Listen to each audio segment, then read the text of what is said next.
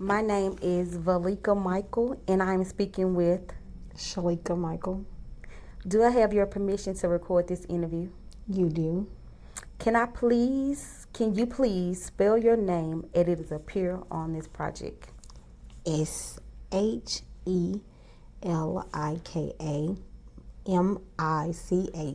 Michael. Nice to meet you, Shelika. Nice to meet you. Okay. Tell me about yourself and what makes you unique. I am 40 years old. I'm a single mother of 4. What makes me unique is my personality all at once. Tell me about how you grew up. I grew up in a 2-parent home. My mom, my stepdad. My mom had 5 kids, 4 girls and 1 boy. I'm the baby of the family. We grew up in North Jackson. Pretty decent. Nothing too out the way, but pretty decent. So, can you describe how they raised you? Oh, we had to go to church every Sunday, Bible class, anything the church had, we had. We had to go to school. Pretty mild. Made us always promise to love each other, but overall it was pretty good. My mom worked a lot. My stepdad worked a lot, so it was always us. My mom used to get up every morning at 4 o'clock in the morning, go to work, and get off at 2. So before she got home, we had to make sure the house was clean. My stepdad was more of a mild, carefree person. It didn't matter if it was clean or not, just as long as we were happy. So, what was it like where you grew up? Well, we grew up in a neighborhood with nothing but older people. So the lady was in front of us was older, to the left of us was older. Right, our whole street was nothing but older people. We had maybe our family, one, two. It was 3 of us that wasn't. It was 3 families that wasn't old. Us, my sister best friend from now, and my sister's daughter's dad. But the rest of it was nothing but older people. So it was pretty quiet over there. No loud music, no hanging out, just mostly quiet. No action, no entertainment whatsoever. So, describe a typical day growing up in that neighborhood. We'd get up in the morning. Let's say it's Saturday, we get up Friday. We get up Friday, go to school. At school, come home. We probably get something to eat. We'll get something, go to McDonald's, and then we'll stay up late, listen to music, singing, dancing. Me, my sister, my mom. We get up Saturday morning, listen to music and cleaning up, and then the rest of the day, grocery store and shopping. And after grocery store and shopping, we come home. I get something to eat, and then we back to laying down, watching TV, watching TGIF Fridays, and Saturday night watching a movie on Lifetime. Typical Friday and Saturday night for us. So, where you grew up here in Jackson? I did. So, compare a typical day growing up there to how would you compare growing up back then to now in Central Mississippi? It is more wild now. I think social media is more everyday life. Kids don't go outside anymore, ride bikes or anything. So most of the time it's more what's happening now than a quiet day or kids outside playing or sitting outside on the porch.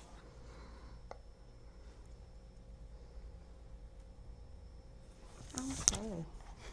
Can you describe a typical day from your childhood? Let me see, what's one? We used to get up at 5 o'clock and take my mom to work. Me, my older sister, or we had to take turns. If my stepdad had to work, we had to each take turn riding while she go to work. My mom stopped driving. I think after all of us hit 18, so most of the time, and she didn't like driving in the morning, early morning, so we used to get up and take her to work. If we was out that day or out of school that day, we just at home. We couldn't go outside until she got home. So So most of the time we just sit in the house till she got there and watch TV.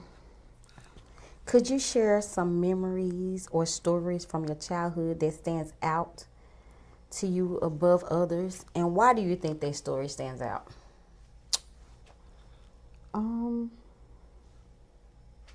Let's see. When we was younger, we used to always holidays, birthdays. We always celebrated at my grandmother's house. We used to all get together and get dressed. Didn't care what we have on. Get dressed, go over there, wait on the other cousins. Everybody waiting to enjoy. My grandma making homemade ice cream, tea cakes, and sweet potato pies. So we used to all eat that. And hot dogs, of course, and ice cream. So we sit outside and for birthdays and listen to music and eat and enjoy each other's company.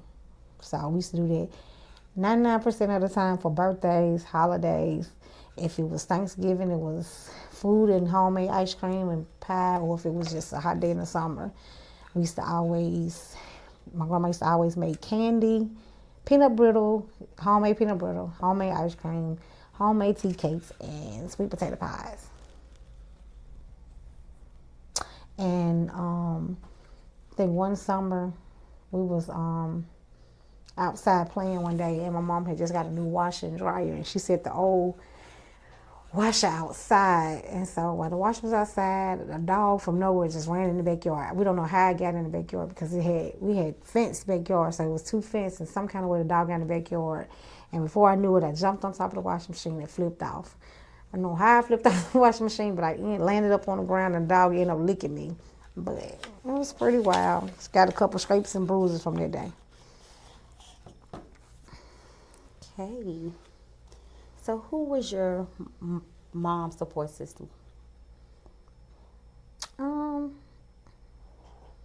think it was I call him Pawpaw, but I think it was my stepdad. So now we're going to talk about raising kids. So tell me about your experience of becoming a parent, caregiver. Well, my experience as a parent, when I first became a parent, finna be 19. My son, oldest, is 18. It was pretty scary. It was exciting and scary at the same time. I wanted to protect him from the world, per se. And I wanted him to feel the love and know that he was loved. So how many kids do you have, and how old are they? I have 4. I have an 18-year-old. He'll be 19 next month. I have a 15-year-old. She'll be 16 next month. And I have 2 twin girls who just turned 13. So you have 1 boy and 4 girls? 1 boy and 4 girls. 1 boy and 3 girls. Yeah. I'm sorry about that. Don't want to give you too many. Yeah, please don't. If you are raising children now, or if you are around children often, describe what's a typical day like for you. Hollering, screaming, yelling, this mine, ma, yes, can I, will I, come on, let's go, please, can I go here, there. It's always want to be on the move, want something extra, want to do something. It's all about them. It's never a time that I don't have a breather to myself. So are your kids involved in any kind of activities? No, when they were younger, they were. My son did basketball, football, baseball. He did all the sports.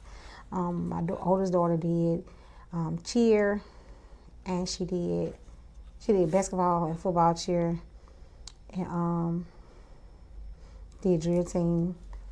My twins, they tried out for the basketball team. COVID hit, and then they made the team. COVID hit, and then they went downhill from that. But my daughter, one of my twins, is supposed to be starting off again this year. She hurt her shoulder, so she didn't do it. I mean, she wasn't able to do it this year, but hopefully her injury will let her try out again this year. So how do you describe your role as a parent?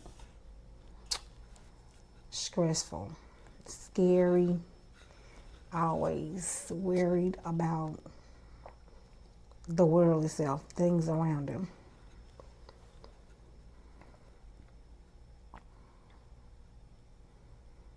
So, who is your support system as you raising children? My mom, my sister, my So, partner. Yeah. so can you describe what your support system looks like? Ring ring. The kids got somewhere to be. I have to. If I'm at work, my sister steps in. Games. She steps in, takes them games, pick them up. I drop them off. Well, they ride the bus to school. She picks them up in the evening time. My twins, I drop them off at school. They ride the bus to my mama's house. My mama feeds them. Make sure their homework's done. If they sick, I take them to my mama's house and she watch while they're sick. She cooks for them. Of course, she cooked yesterday lasagna for them, and today she's cooking beef stew. I'm here to pick it up. But cooking, after school activities, when I can't make it, they step up programs. I wasn't able to make it to programs last year. My mom and my sister showed up in my place, which with all activities. If I'm working, my support system is the number one cheerleader, number one support system. And if I don't have finances, my mom makes sure it's done, and my sister. So they haven't went without anything. So your support system is strong, you're saying? Yes, super strong. So is your support system, well, let's put it, was your mom's support system like your support system growing up? I don't think it was as strong. I really don't. I really don't think it was that strong. So how do you compare the way you or other raise children today? Oh, hold on, let me rephrase that. How do you compare the way you raising your kids and other raising the children today? And the way you, hold on, let's go Slow down. down. How do you compare the way you was raised to the way you raise your kids today? Growing up as a child, I was respectful, attentive, and always knew what to do and knew without mom asking. My kids, they are brats, super brats, and I have to tell them 3-4 times. I'm not saying they won't do it, but sometimes I have to tell them multiple times. Like when I get home, let my house clean, but make sure the house clean. They might do it today and forget it tomorrow. But when I was growing up, every day we had to make sure the house was clean, dishes was washed, clothes folded, and things like that. My kids, they'll wash the clothes, but they won't fold them. Or they'll clean the kitchen, but won't wash the dishes. So it's like I have to stay on them every day about maintaining their everyday things and stop depending on me to do it. So do a story come to mind just to show the similarities or difference in between those two? Yes. When I was growing up, we had to get up at 8 and clean up, have on clothes, and once we finish cleaning up, we could sit down, eat breakfast and sit down and watch TV. My kids, I'm off, I'm looking for them. It's 4 o'clock in the evening, they just not getting up. We had to be in bed about 7. I'm looking for them, they took me in bed. Like literally every day they took me in.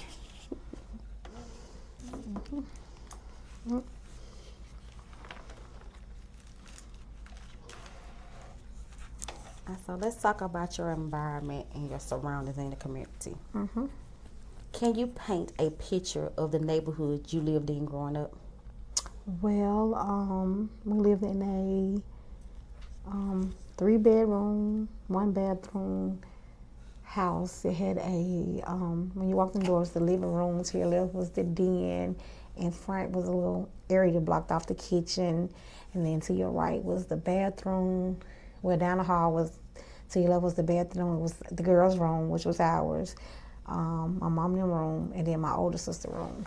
And we had a big, huge backyard with, we had like 2 little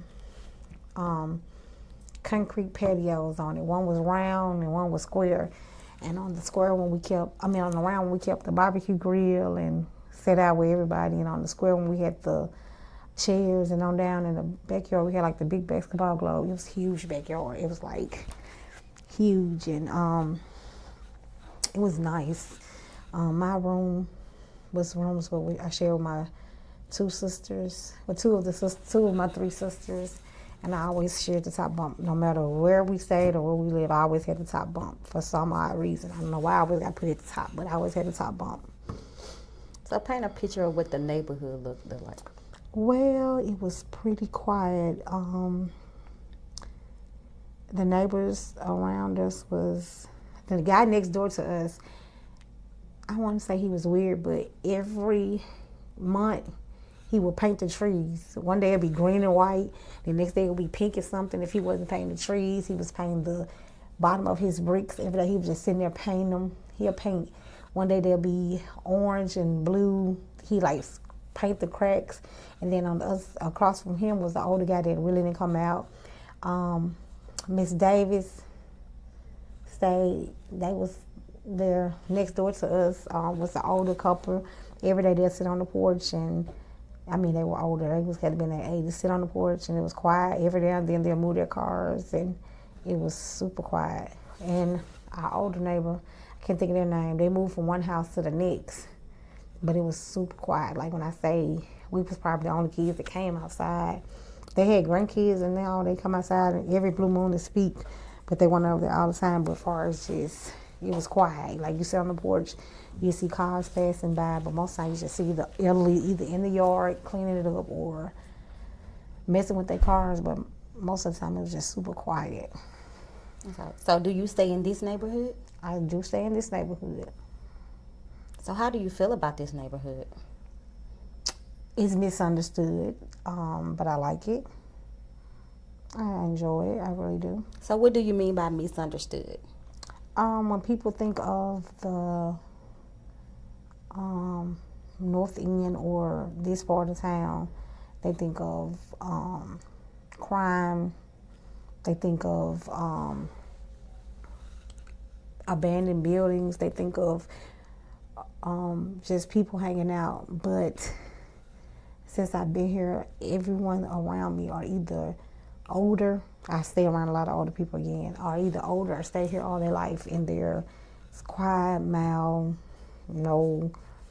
watch out for each other, call me if they see something. I mean, it's just pretty nice. I don't have any problems. Do you think the neighborhood you live in affects your ability to raise children or support children in your community? No, actually, this community has a lot of things going on. I don't attend a lot of them because most of the time I be at work or the kids at a school activity. Well, they go see the activity. I ain't gonna say they in it, but no, because most of the time the kids in the house. If they're not in the house, they mostly at my mom's house. I don't. When I first moved to this neighborhood 8 years ago, most of the time I didn't. When I got here, when I stayed here, most of the time I got up in the morning, took them to my mama's house, went to work, and next day to my mama's house, I got home. And recently they had just started letting them stay at home. So I'm free. So when you was going to work, your mom was your support system to keep them. So yes. Were you afraid to leave them at home because of the neighborhood, or it was just a security blanket? It was just a security blanket. It was just a blanket or a pillow, as they say. So tell me about a story since you've been in this neighborhood that stands out to you. Each year they have the picnic, and they do little activities where they have different vendors come out and tell them about different pantries they have. I won a barbecue grill one year. Just different raffles, giving out hand sanitizer, telling you about different avenues here. And the Midtown School, they always doing things and keeping you updated with the events that's going around, and having the cheerleaders come out and the Halloween get-togethers. It's just a lot of things going on. And then some days I come home from work, is water on my porch. During the pandemic, it was water on my porch. They always giving out food boxes on Wednesday to elderly. I'm not elderly, but I go get my mom, and I get one for my mom, my grandma. So they do that. It's just a lot of things that goes on in this neighborhood that most people don't know about. So, when I came home one day I came home and I was like, why is there water on the porch? And it was, I think 2 cases of water left on my porch. And then during the pandemic, they was giving out boxes, and they still give out boxes on Wednesdays. And most of the time I'm at work, but if I'm off, I get my mom and she'll come by and she'll help And then I like the fact that they give out like school supplies and things for the kids. Just a lot of different stuff.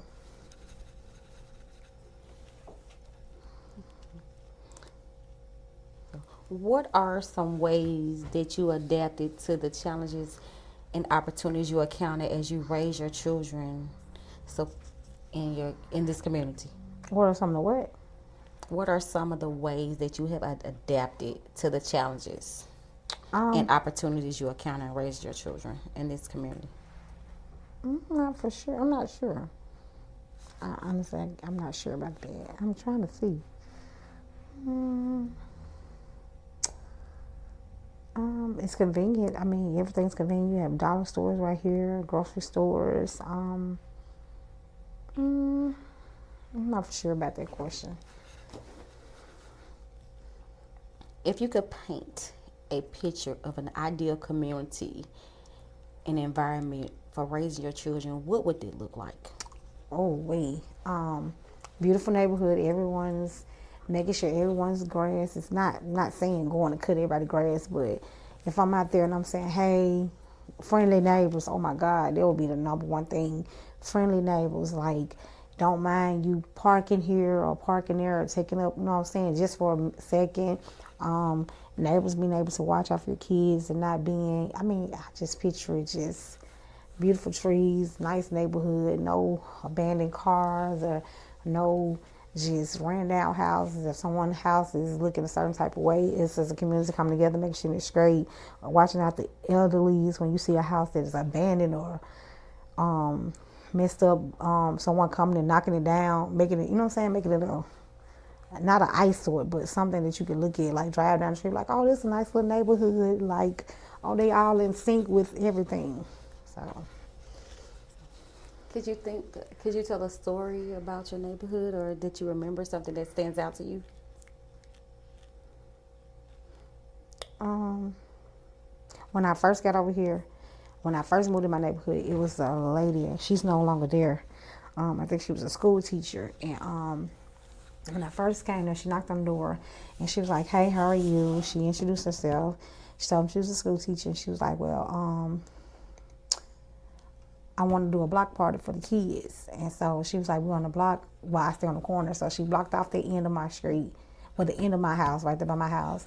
And then she blocked off a couple right there by her house. So it wasn't a big block party, but it was a little small block party. And she had put out tables, and she had hot dogs, and she had drinks out there. And she cut the music on, and as she was doing that, she passed out school supplies, little book bags. She just did like little stuff. It wasn't even number 30 minutes to 30 minutes to an hour, maybe a little longer. She did that and gave out little t-shirts, and the kids had t-shirts, and she just let them play and gave them activities, things to do, and she wrapped it up, and everybody went in the house after that. But I was like, wow, I had just moved over. I think I was over for maybe a year when that happened, and when she moved, I was so sad. I was like, oh, she was just a bright, nice lady. I mean, she was really sweet. She was a young lady, so I'll say she was older, but she was a young school teacher. I remember that part. And she told me she was moving to Texas, but that's one of the great memories I had of here. What are your hopes for the children in your community? That they all finish school, and if they don't go to college, get a trade, or either find a decent job, find an avenue besides hanging out or hanging with the wrong crowd or getting involved with the wrong crowd. I feel like they should have avenues, like find a good trade or something to do, something to catch their attention besides everyday life of what's going on outside. Is there anything you would like to add that I didn't ask you about? Um, is there anything? No, you pretty much asked me a lot. No, I don't have anything up top of my head I can ask. How do you predict that parents or caregivers will raise their children in the generations to come? Wow, that's a good question. Um, well, if you look at the patterns, the generation that's coming in now, A lot of them was parentless. A lot of them don't know their mom, or some of them don't know their dad, or some of them been with their grandparents, or some of them just lost. But the generation that's coming up now, they're all looking for love, and they're looking for it the wrong. So once they find the avenue of which to find where their love or disability come from, I think it'd be a better world. I think some of them just misguided right now, misdirected, and looking for love in the wrong places. And once they find out what they're looking for, I feel like the world will do a great big 360. I don't think that where you stay, I don't care where you stay at, I don't think about where you stay makes the community bad. I think about the things that go on, because you could stay in the best neighborhood and have the same thing that's going on in my neighborhood go on in your neighborhood. You just don't know it because you're too busy dwelling on, oh, you stay here, instead of looking around you and seeing whatever goes on in my neighborhood goes on in your neighborhood. So it's misguided. Hopefully they find their way.